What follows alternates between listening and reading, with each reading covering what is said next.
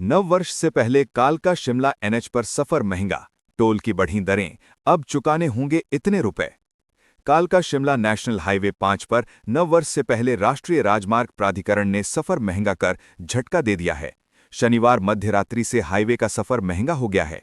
इससे पर्यटन सीजन पर असर पड़ सकता है। हैरत की बात यह है कि सनवारा टोल प्लाजा में एनएचएआई ने एक साल में तीसरी बार दरों में बदलाव किया है। इसका प्रभाव लोगों पर पड़ेगा। टोल में करीब 40 से 255 रुपए तक वन वे सफर महंगा हो गया है।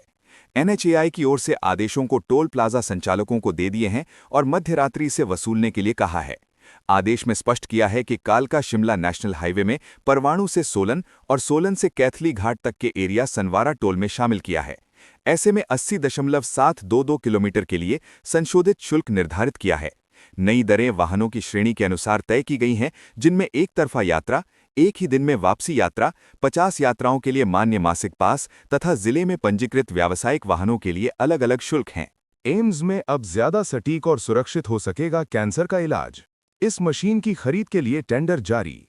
एम्स बिलासपुर में कैंसर मरीजों के इलाज को और अधिक सटीक और सुरक्षित बनाने की तैयारी शुरू हो गई है। संस्थान ने सरफेस गाइडेड रेडिएशन सिस्टम की खरीद के लिए टेंडर जारी कर दिया है। ये अत्याधुनिक तकनीक रेडिएशन थेरेपी के दौरान मरीज की हर हलचल पर नजर रखती है और जरूरत पड़ने पर मशीन को अपने आप रोक देती है। चिकित्सा विशेषज्ञों के अनुसार एसजीआरटी सिस्टम की अनुमानित कीमत करीब 2.5 से 3 करोड़ रुपए के बीच है।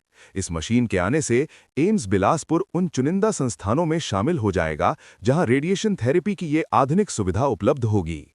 एम्स की ओर से जारी बिड के अनुसार इस उपकरण की 1 यूनिट खरीदी जाएगी। बिड के तहत केवल मशीन की आपूर्ति ही नहीं, बल्कि उसकी स्थापना, परीक्षण, कमीशनिंग और रेडिएशन मशीन से इंटीग्रेशन भी शामिल है। सेब खरीद के नाम पर आढ़ती से 44.53 लाख रुपए की धोखाधड़ी। मामला दर्ज कर पुलिस ने शुरू की जांच। सेब खरीद के नाम पर आढ़ती के साथ 44.53 लाख रुपए की धोखाधड़ी के मामला सामने आया है। पुलिस ने शिकायत के आधार पर आरोपी के खिलाफ ढली पुलिस स्टेशन में केस दर्ज कर मामले की छानबीन शुरू कर दी है। आरोपी लदानी पश्चिम बंगाल का रहने वाला है। पुलिस के पास विकास शर्मा मैसर्स विकास फ्रूट कंपनी, दुकान नंबर 4, एपीएमसी सब्जी मंडी ढली शिमला ने शिकायत दर्ज करवाई। उन्होंने बताया कि वर्ष 2024 में सेब के सीजन के दौरान पवन कुमार उर्फ मिथुन निवासी गांव Ghughurmal post office Hatkhola Shahpur north Dinajpur Paschim Bangal sector 1 new Shimla में रहता था। आरोपी पवन ने उनकी दुकान से सेब सीजन के दौरान 1,18,25,310 रुपए के सेब खरीदे। आरोपी में उन्हें 73,71,316 रुपए का भुगतान किया। ये भुगतान पंजाब नेशनल बैंक की शाखा संजौली में उनकी फर्म के नाम पर खोले बैंक खाते में किया गया, लेकिन बकाया राशि 44,53,994 का भुगतान अभी तक नहीं किया है।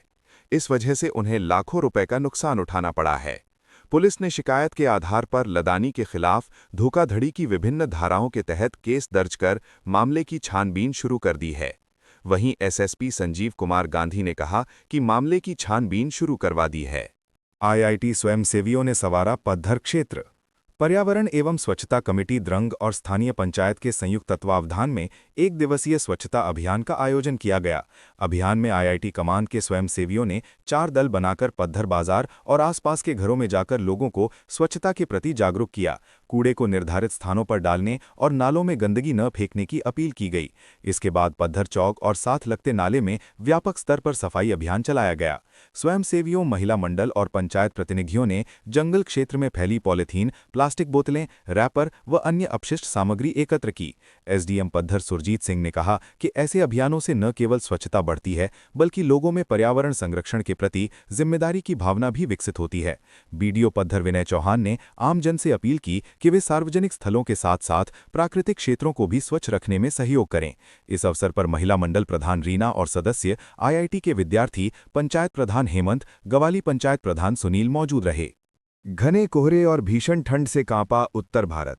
रोहतांग, बारालाचा और शिंकुला दर्रा में बर्फबारी। उत्तर भारत भीषण ठंड की चपेट में है। हिमाचल प्रदेश में पश्चिमी विक्षोभ की सक्रियता से रोहतांग, बारालाचा और शिंकुला दर्रा में शनिवार को बर्फबारी दर्ज की गई। रविवार को प्रदेश के कई हिस्सों में बारिश की संभावना जताई गई है। मंडी, ऊना, सिरमौर, बद्दी और बिलासपुर के कई क्षेत्रों में शनिवार को घना कोहरा छाया रहा। 22 से 24 दिसंबर तक इन क्षेत्रों में कोहरा छाई रहने का येलो अलर्ट जारी हुआ है। उधर राजधानी शिमला सहित प्रदेश के अधिकांश क्षेत्रों में दिन भर बादल छाए रहे। बादलों और ठंडी हवाओं के चलते अधिकतम तापमान में करीब 5 डिग्री सेल्सियस तक की गिरावट दर्ज की गई।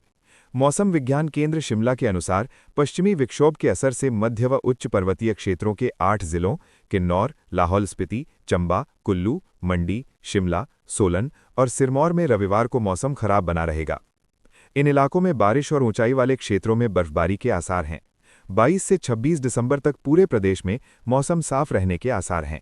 22 से 24 दिसंबर तक भाखड़ा बांध, बिलासपुर के जलाशय क्षेत्र के कुछ हिस्सों और उसके आसपास और बल्ह घाटी, मंडी के कुछ हिस्सों में तड़के और देर रात घना कोहरा छाए रहने का येलो अलर्ट है।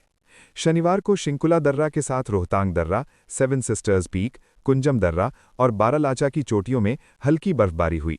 इन पहाड़ी क्षेत्रों में शीतल लहर का असर बढ़ गया है। वीकेंड के चलते शिंकुला दर्रा, रोहतांग और ग्राम्फू में सैलानियों की काफी भीड़ रही। शनिवार को कांगड़ा हवाई अड्डा पर सभी फ्लाइटें अपने समय पर पहुंची। पहाड़ी क्षेत्रों में बर्फबारी के कारण गद्दी समुदाय के लोगों ने अब मैदानी इलाकों का रुख करना शुरू कर दिया है।